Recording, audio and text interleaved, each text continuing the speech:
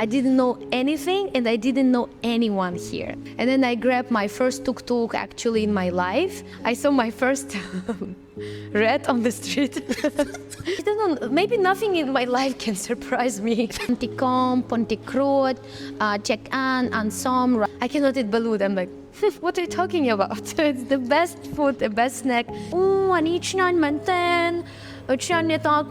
Sometimes people think I'm Khmer Konkat.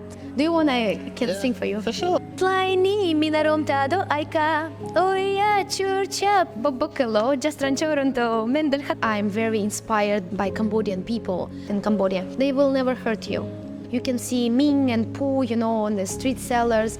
They're happy. They're happy what they're doing, Cambodian people. Actually, the reason I'm still staying here, they're still keeping me here. Meet Shasne Su, a fashion stylist, PRA marketing, and a co-founder of Story Design Hub from Crimea. Today she shares her 5 years of experience living in Cambodia, the struggles, why she preferred Cambodia over other countries, and her dark side in Cambodia. How has living in Cambodia changed you? Oh, this is a really interesting question because I think like some people say now, you're so local, you're more local than any local. Because I think, first of all, because when I lived in China, when I lived in Beijing, right, pace of life is completely different. You know, it was probably a luxury for me in Beijing, like to slow down. Never. I think every day like, I don't know, like F1. Every day like a racing. Actually, was the hardest, I think, transition for me. Arrived here, the life here is very, especially 5 years ago, it was even, you know, slower, chill. People really take their time. And some people like find it as the perfect place, you know, for them, like for this kind of a very comfortable, chill life. But I used to live in the big cities, and for me it was like, I like, you know, when it's like running around, like fast pace of life, you're rushing everywhere. But here is completely different, and this was the hardest for me. And it's still the hardest for me, to be honest. I think the hardest thing is time management here. Also the events or, you know, some kind of occasions they delay, and that's what I also realized recently, that I'm so sorry for everyone who is ever waiting for me, because I can delay it too. Mostly it's not like serious. Usually I try really to be on time, but like 5 minutes, 10 minutes, right? Not like super much. But here I realized people 1 hour, 2 hours. It's not like the meeting, but let's say if we talk about delivery, right? So they say, oh, we arrived 10 a.m. 3 p.m. they're calling me. I'm like, I even already not at that place. How can I meet you? So this is still sometimes, you know, I'm still trying to, you know, adjust myself, you know, to that, because it's hard, and that's the thing, you know. The foreigners here say, oh, it's okay, it's a Cambodian culture. They take their time, they live their life. I'm trying to learn how to be more patient. But Cambodia, maybe it's also, you know, sometimes we say universe send you this as a, you know, as a sign, so you need to learn some new things. And I think Cambodia taught me a lot for sure. What do you like about living in Cambodia? What I really love the most, Cambodian people, Khmer, they are very friendly, they are very open in comparison to any country you go. Any country I go, I used to go before. Before when I was a student, like teenager, I went to Europe. I have that experience, right? I was in, like, I don't know, in Asian countries around Southeast Asia. Cambodian people are the most you know, open-hearted, always welcoming, smiley, and very nice people. This is, I think people actually the reason I'm still staying here. No matter what, I think they're still keeping me here. I think I would never, you know, exchange this experience I already got here to any other experience.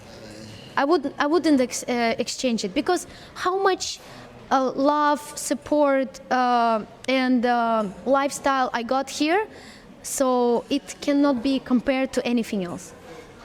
Before coming to Cambodia, did you know anything about Cambodia? I didn't know anything and I didn't know anyone here.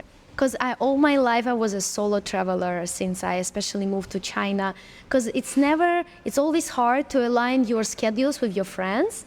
They always have different time of weekends, holidays, anything. And then I was like, starving for traveling, and have this travel spirit. So I just went by myself. And my first place I arrived here, it was Siem Reap.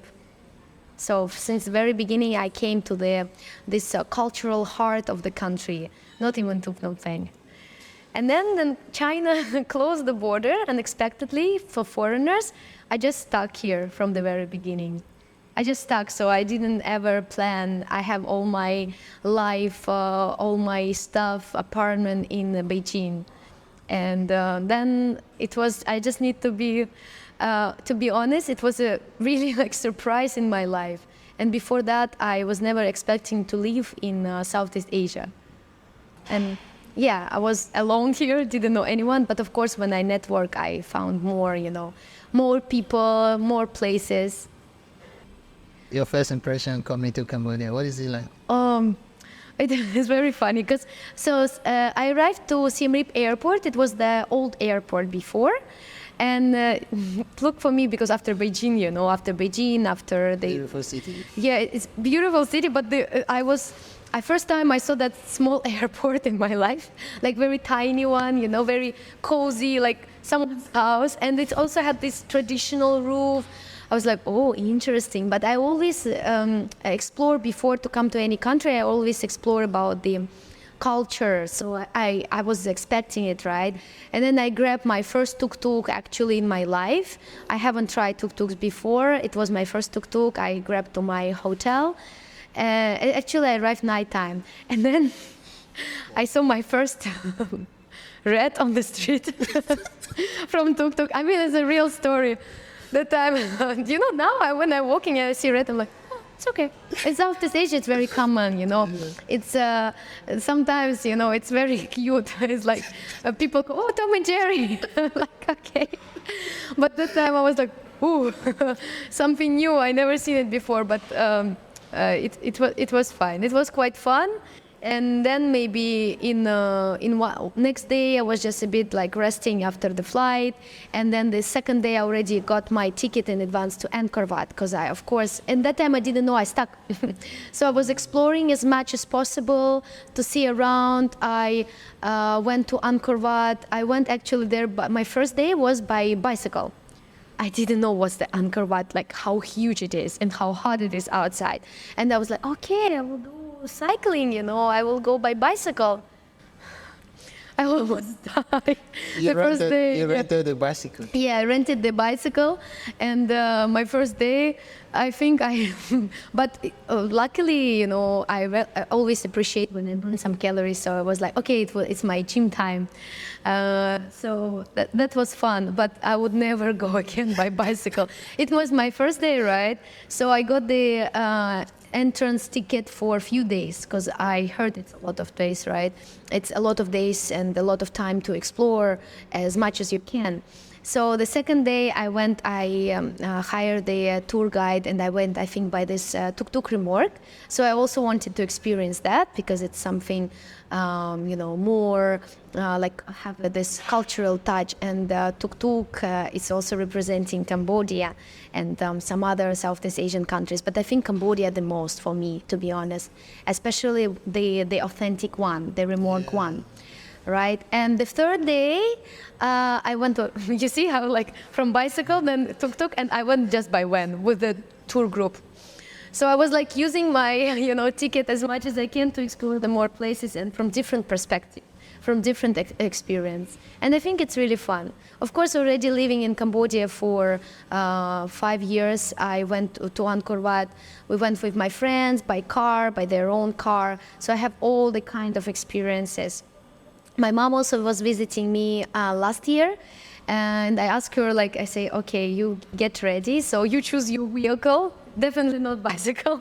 She said no, but she wanted to try tuk-tuk, so we went by tuk-tuk, like 1 day trip by remorque. It was a nice experience.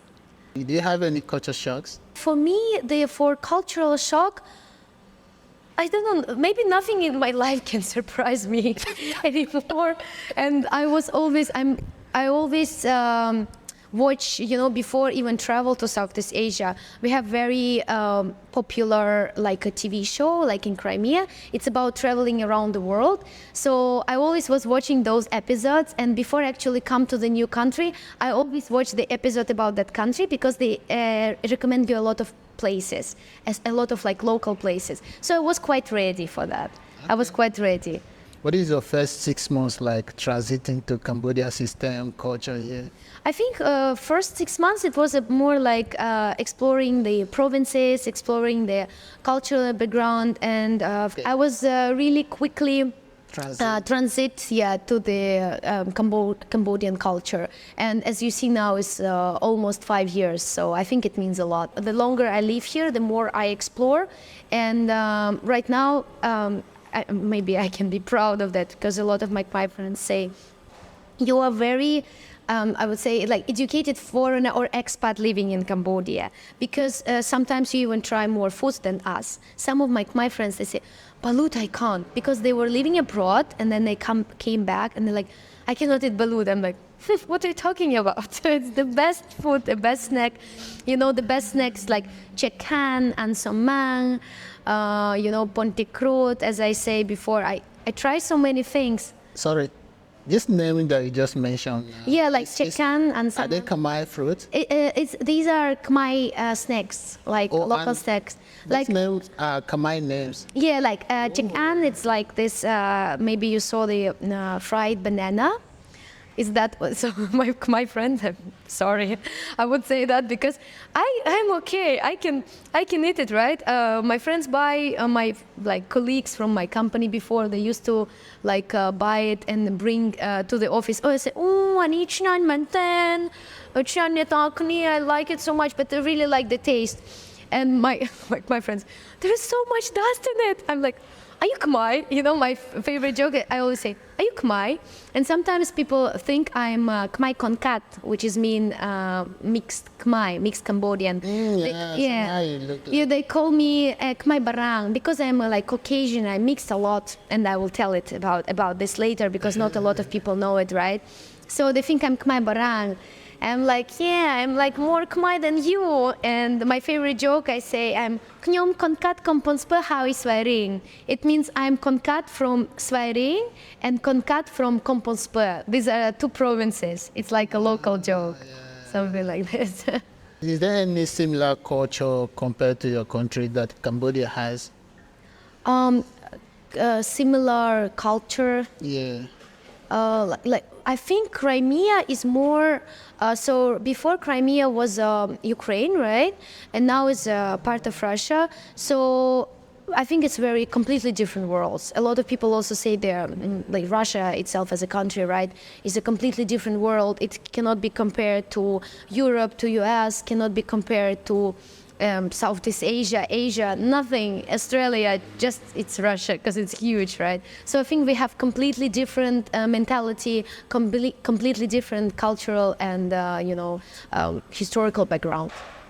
Do you have any Cambodian habits now? Being late sometimes. I mean, this is the only habit. But I don't know, sometimes I'm in the mood to wake up and have Nhom Bon Chok, Salok Mai. It's a very traditional Cambodian breakfast. You know Nhom Bon Chok? My favorite is Nhom Bon Chok Salok Mai.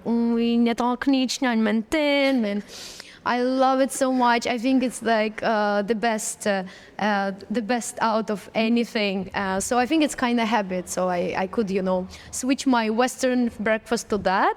And of course, sometimes the Khmer snacks, on the way.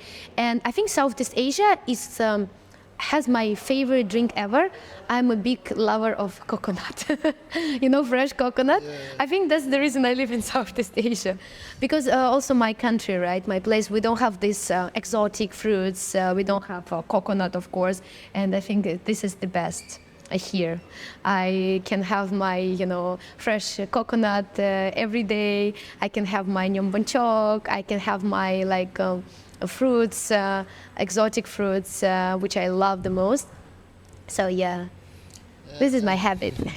This is good. I can feel your, expression about Cambodia, and it's coming from a genuine side. It's not like you're faking it. But living in Cambodia, have you ever feel like depressed, lonely sometimes? Oh, actually, definitely. Of course, when I stuck here during the COVID, I had like a deep depression because I didn't know what gonna be tomorrow. Of course, I also have my savings, but like the money is can finish anytime, and I'm very like independent kid. I would never ask like my mom for that because I have only mom. I was upbringing and grew up by my mom. That's why that time I think it was the hardest. But then I was starting to explore. Then I a bit settled my life. I was working in the company. So the life is like came back again. But at the same time, when you are alone, and then all the responsibility for your life on your own, right? And then also you are in a foreign country. Most of the time, I actually feel very lonely and stressed because you never know what's gonna happen tomorrow, what's gonna happen, in further like closest future, right? Because I stuck here alone, right? I don't have here my family. I don't have here my family. My family is really like far, far away, and even to come here, for my mom, it took like around 3 days and a half to come here. Because there is no direct flights, no direct any like transportation and stuff. So that's one of the reason, right? Compared to your own country, what is life in your country compared to Cambodia? Completely different worlds, What I really miss, it's season changing. Because in Cambodia, it's 365 days per year, it's summer, and I really miss cool weather. And you can see I love layers. I love to dress up, very like hot, layers and stuff. So I miss the seasons probably in my country. And the culture, I think the culture is completely different, I think some people first time coming to Southeast Asia, they would shock to see street food, street sellers. Sometimes, there's some aunties frying the noodles on the street under this hot sun. So they would be shocked. But now I think I'm more adapted, and I'm not sure if when I will go back, how I will react on what are people doing here? Why is everything so quiet, Why the life is so different? Definitely, it's a completely different mentality. But I respect and appreciate both. And I enjoy both. For sure. That's great. If you could take any culture, any Cambodian culture back to your country, what culture would you take? A culture, like culture-wisely, right? I think one thing, it's not very common in Russia, but maybe it started to be common recently because I think Russia is more closer to the Asian side than European side. The number one thing I like about the Asian culture is sharing food. Sharing food in Southeast Asia is amazing. When you can literally order different kind of dishes. Because in Europe, it's mostly like you order your own dish and then don't touch it, It's my salad, you even don't dare put your fork, and then.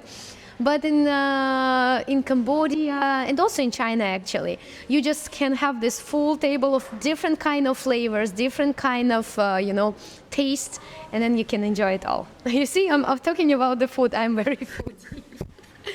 I love. That's why I experience the culture and the country through the food. Yeah, the sharing food I would bring back, I think, to Russia. But some of my friends there, living there, who travel to Asia. They do it again. They do it but mostly home, not like in the restaurants, in public areas, mostly home. My culture is very close to Southeast Asian culture. So my nationality, I'm a Crimean Tatar. It's ethnic group in Crimea, and my roots coming from Mongolia. That's why I have this quite Asian look. And my father, he has a bit French. So that's why I mixed a lot, and people get confused here why I look like a foreigner. I look like Konkat, right? So, and in my culture, Tatar culture is very similar to Turkish. So probably if you heard about the Middle Eastern culture, Turkish culture, we are all about the family gathering. We have a lot of foods, a huge amount when our grandparents, cook for us, and then we share it and enjoy all these flavors together. I think that's why it's very, very close to me. I feel like I'm very in the right spot. I'm in the right place. And this is my first home now. With your experience, your 5 years experience in Cambodia, do you think foreigners influence Cambodia more, or Cambodia influence foreigners in terms of culture? Cambodian influence foreigners more. It's such a huge and powerful, mentality, huge and powerful culture. They can influence anyone. To be honest, it's true. It's true. Of course we're like joking, but I think Cambodian influence is huge. And sometimes it's on this side of being late. I also been late recently.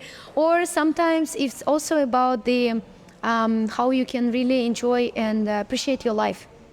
This is the very important message, I think, because they really can appreciate every day. You can see Ming and Poo, on the street sellers.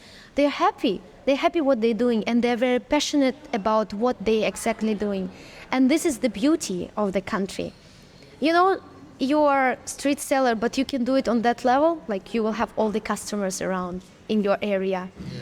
That's the reason I'm very inspired by locals, by Khmer.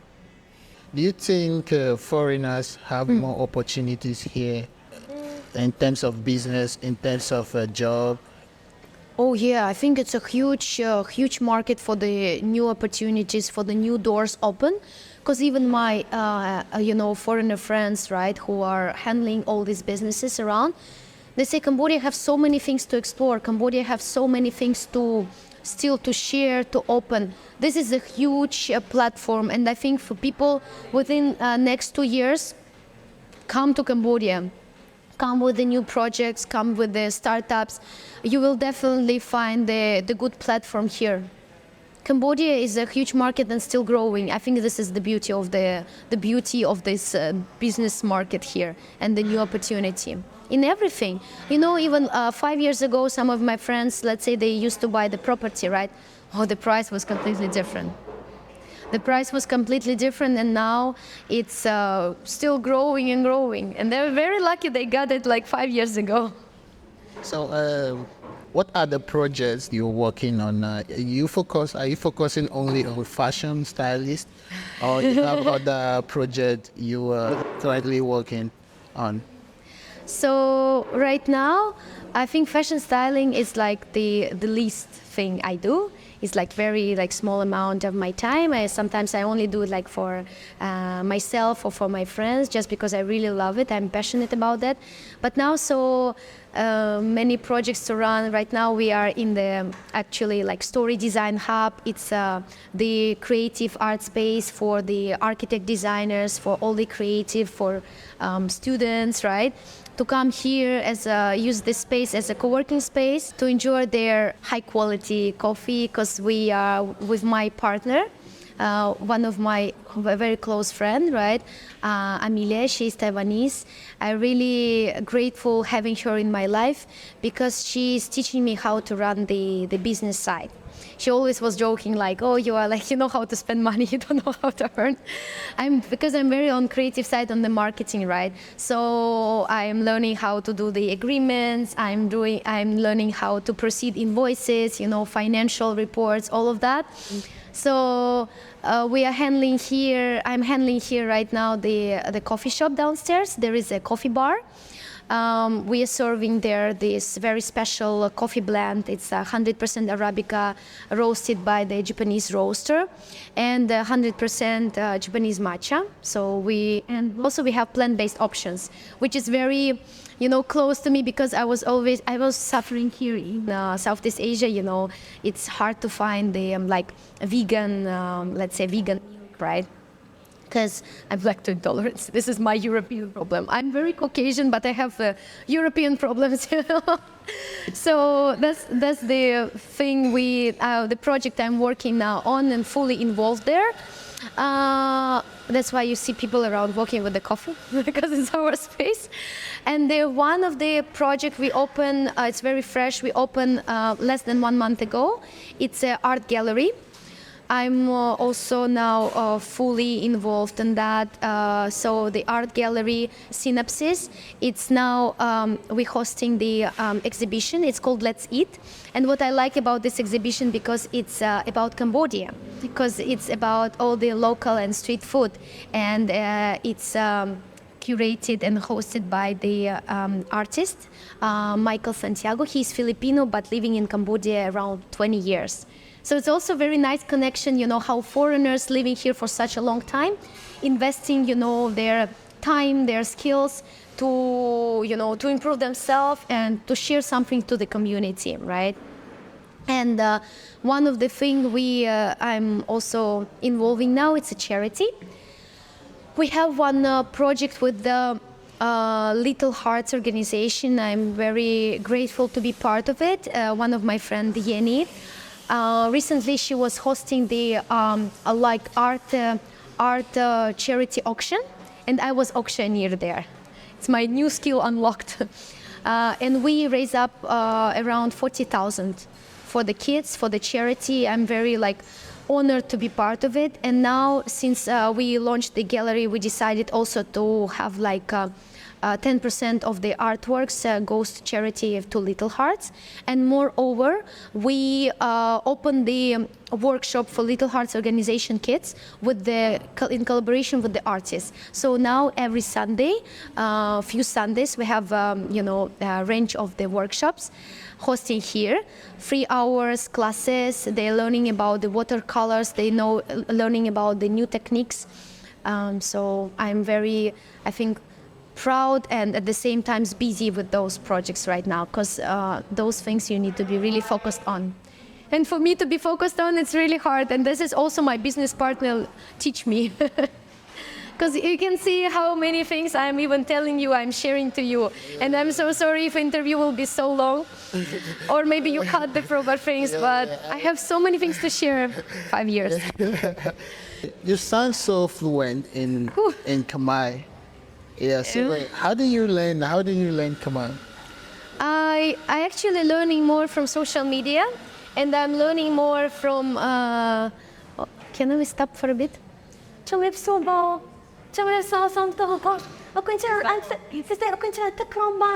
What fridge? Please tell me. It's okay.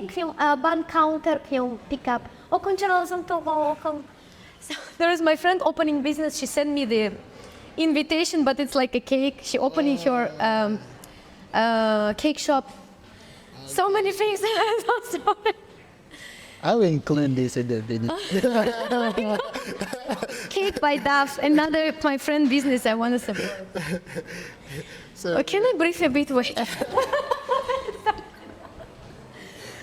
So, well, I'm mostly learning, from my friends. And mostly from TikToks, I think, also for some social media, but my friends. And of course they teach me, not what teachers in the schools will, will share to you. But I used to have a bit like short period of time, I used to have a teacher, but I didn't learn much. I think mostly I learned it's some things I wanted to share on my social media. For example, I can say like this. It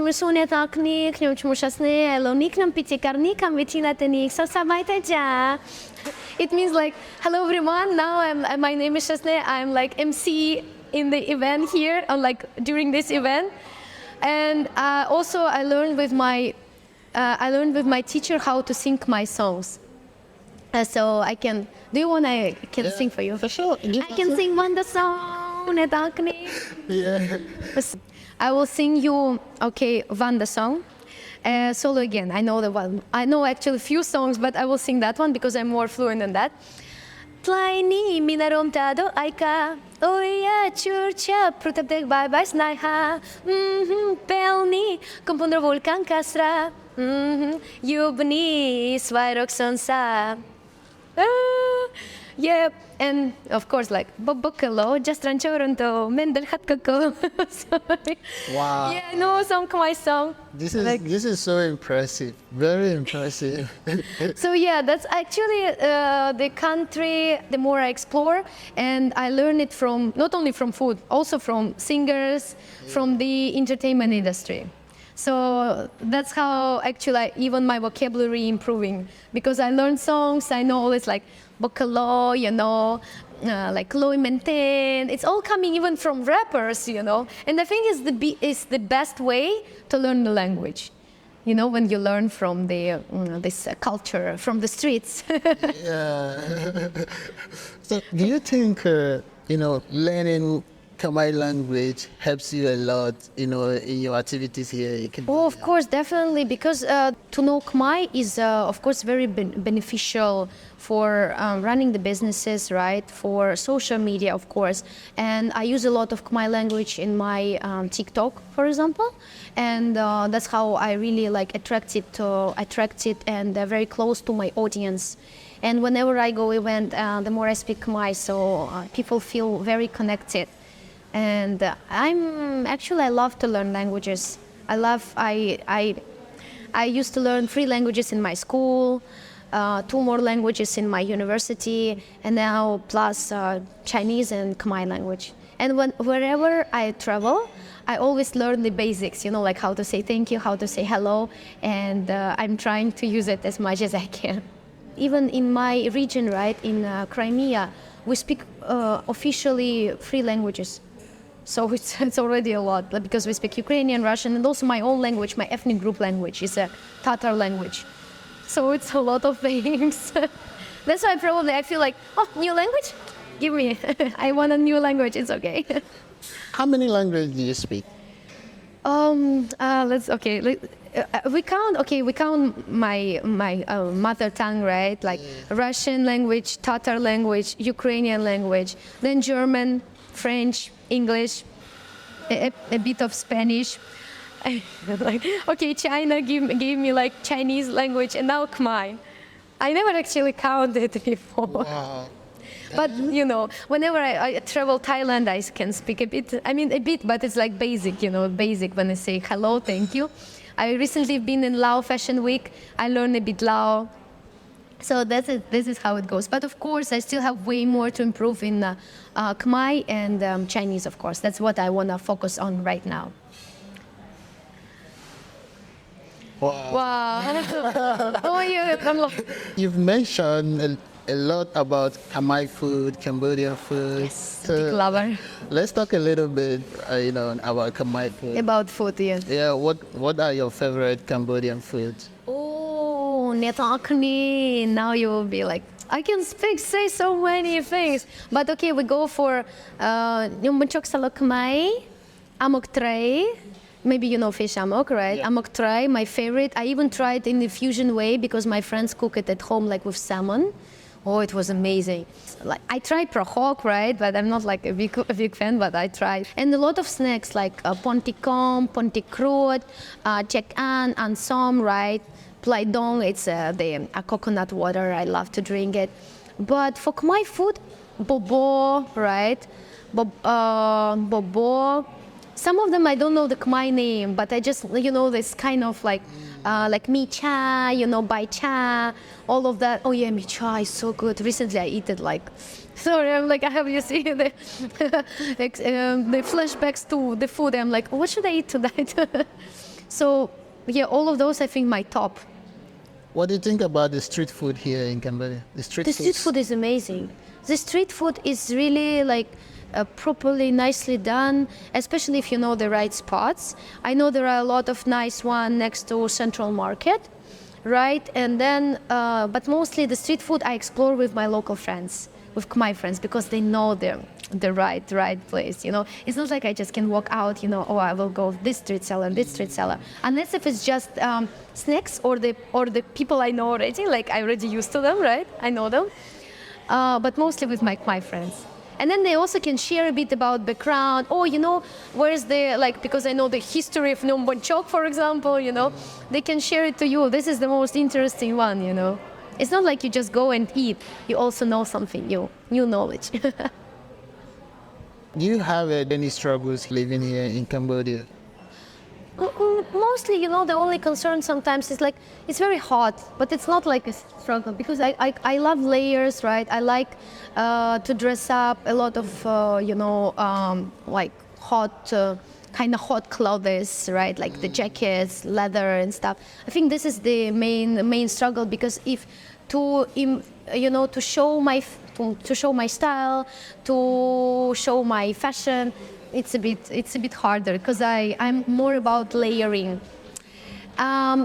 What else? Probably, I think the cultural, I'm very like local already. It's fine. Even Cambodia for me, among other Southeast Asian countries, speaking the most English. So it's very like easy. You can very easy like adjust yourself here to the society, community, environment. How about the cost of living here? Quite high though. But honestly, like I won't lie because I always also complaining about that. Not complaining, but like recently there was a rank, right? It's number 2 after Singapore. And Singapore is the most expensive country in the world. So Phnom Penh right now is ranking number 2 after Singapore. Yeah, so it's quite high. It's quite expensive. Mostly, maybe because of a lot of stuff also imported. So that's why the cost of living is high. Otherwise, I don't know the reasons. I don't know the reason. It's quite expensive. It's quite expensive. I won't lie because a lot of people knows it. I don't know if anyone else share it to you, as other foreigners, right, from your podcast. But yeah, like 80-90% of them say it's expensive. 80-90, you see? So it means it's true, though. Yeah, it's true. It's expensive. It's expensive. In terms of food, street food, of course, you can enjoy. But even people compare it to 5 years ago, it was cheaper. It was way cheaper. But the life changed. The world, changed. So it's understandable. It's everywhere more expensive. In my country, everywhere. But it's just quite pricey here. Do you think it's safe here, living in Cambodia as a woman? So my first year in Cambodia, I was in tuk-tuk, I was scrolling my phone. There was a motorbike passing by and they like snatched my phone, So but it's happening. But my friends say, oh, it's your problem. We told you don't use your phone on tuk-tuk. And since then, maybe nighttime, I never go by tuk-tuk for sure, especially nighttime. Always like trying, grab car, Chilan or something. It's everywhere happening. I think it's happening everywhere. You just need to also, to protect yourself from these cases. I just go to the right places. I don't go to the places, dark places. Nobody go there or somewhere like in suburbs. Usually it's all downtown, right? The busy spots, places. The restaurants, cafes. I used to go. Something like this. And recently, I used to share a lot of like in real time, let's say content, right? Or stories. Or let's say I'm here right now, right? In this way, I a bit change. I am at least, I don't know, I leave the restaurant, I can post some, pictures of the food or something, as a content creator. Sometimes you want to share, right? Or actually, most of the times I even don't share. Depends. It's kind of hard, especially if I'm on my own. But if I'm with a group of the friends or it's event, of course, it's not a problem. I think it's like everywhere. You should just, if you take care of yourself, it's fine. It's fine. If you don't, provoke anyone, even, this is kind of was silly from my side. I was with my phone, and you can't blame. Of course, it's a mutual, mutual problem, but you can't blame. I always tell people, if you ask me if here is safe, I say, yeah, it's super safe compared to where I'm coming from. Yeah. I think the only thing you can see here is, like you explained, coming to snatch your phone and they will run, Yeah. But in my own country, it's like, here, no one come with gun and say, give me your phone, But my country here, you can see all those stuff. Yeah. But here, just they take your phone and then we run. Yeah. So maybe I already shared this kind of story back one of my videos. Yeah. In my country, there we call, take your phone, you will be the one to run. So Yeah. Also, my friends, like from some American background, like USA experience, they say, "Oh, it's nothing. It's not a problem." There is something more crazier. Even my mom say, "Oh, you."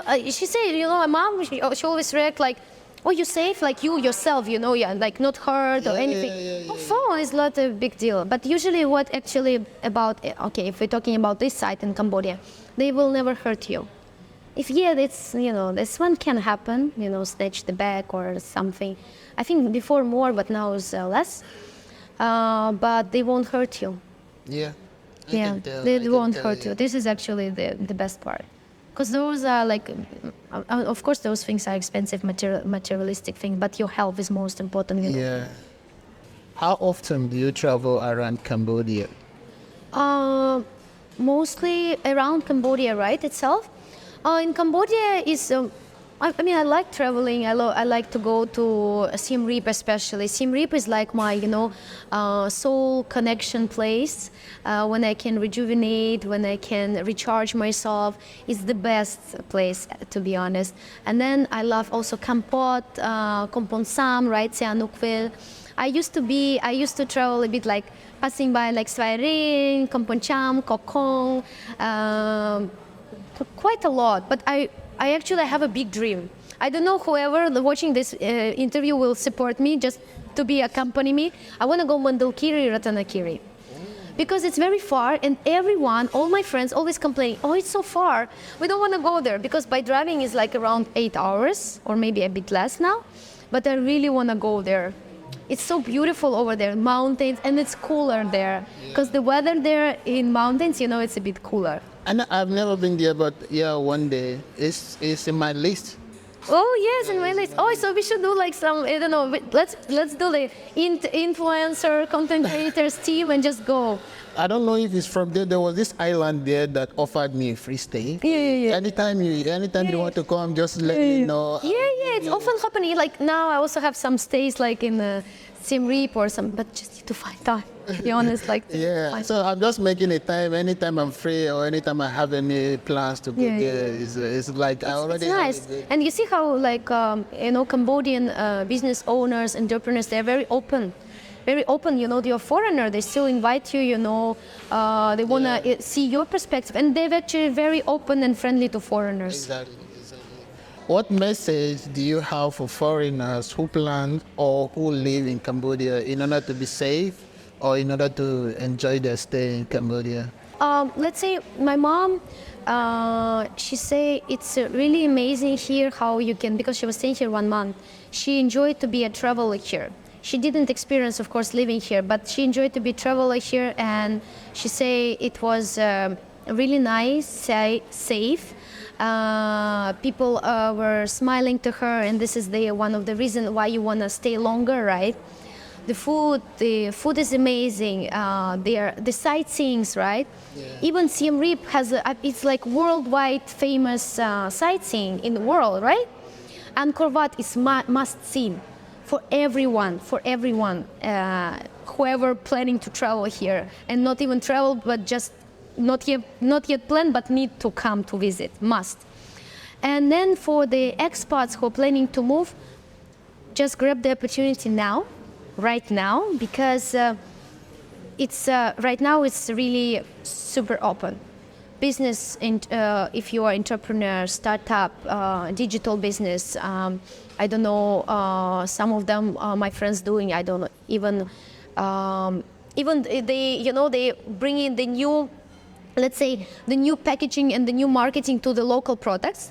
Let's say one of my friends, he's doing like cashew, right?